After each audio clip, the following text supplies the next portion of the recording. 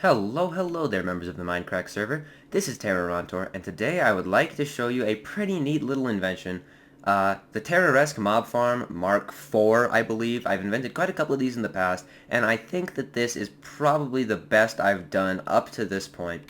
Now, it occurs to me that because you've started a new server recently, you're probably going to be wanting a mob farm right around spawn. Now, ideally, this mob farm would probably not create much lag, probably not too much redstone, block updates, lighting updates. It would probably be pretty compact and pretty darn efficient, and, well, this mob farm accomplishes all of those things. It uses nothing but blocks, half slabs, and water, so it's incredibly easy to build. It's very short, it's only a one-story thing. As you can see, it has pretty darn good rates. And, well, without further ado, let's actually go inside and let me explain to you why it works as well as it does. Now, as we can see, here, let's actually, let's turn my sounds down a bit. There we go. As we can see in here, lots of mobs are spawning very close together. As we can see, like, we have a little group of 3 creepers right there, possibly the other 2 also spawn in the pack with them. Essentially, because we have so many blocks that are on the same Y level, that are valid spawning spaces, mobs will spawn in packs very, very willingly. That means that, as you can see, those 2 skeletons spawned simultaneously over there just now. Mobs will spawn in packs a very, very large amount of the time, and that really increases spawn rates with this design. Another thing you'll notice is that mobs are very willingly walking into the water below, and inevitably they're walking to their deaths. That creeper right there, this baby zombie, oh no, not him. See all those creepers that just spawned all at once? Yeah, mobs are very willingly walking into the water down below, and that is pulling them all to the center. Now, why do they do that?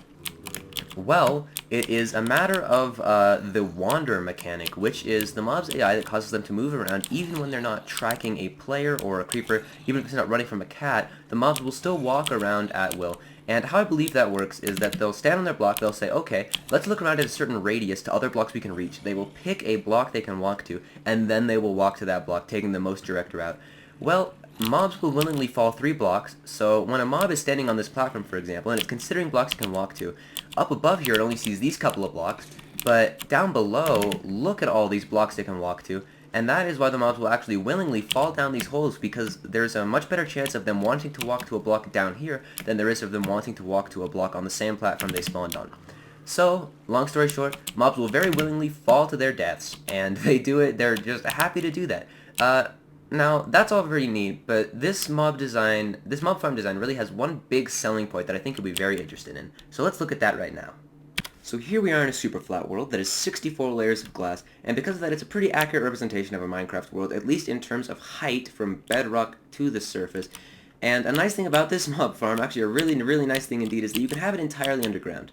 Now, mobs will not spawn within 24 blocks of a player, so if you're going to build a mob farm, you need to have it at least like 25 blocks up in the air, or 25 blocks underground. But the thing is, with the standard mob tower that everyone uses, you can't really keep that underground because it's too darn tall, right? If you have, let's say, one of those that is 20 blocks tall, you try to have it 20 blocks below the surface, actually it needs to be at least 25 blocks, well, suddenly you've run out of spaces for your mobs to fall to their death. You only have like 20 blocks for them to fall, and that won't kill them. So a nice thing about this design is that it is so thin, it's so short, I guess, that you can actually have it 25 blocks underground. In this case, I have it 30 blocks underground. And you can still have enough space down below for mobs to actually still fall to their deaths. And then down here you could have some hoppers, leading items into an item elevator, bringing them back up to the surface.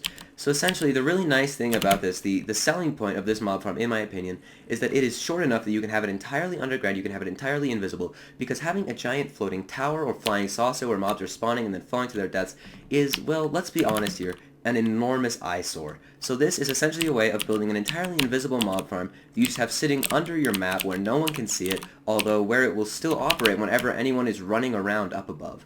I hope you enjoyed this video. Thank you very much for watching. If you'd like a world download, you can find one in the description. If you want to use this in your server, I would be so grateful. I'm a huge fan. That would be absolutely fantastic. Thank you very much for watching. Terrorontor is out of here.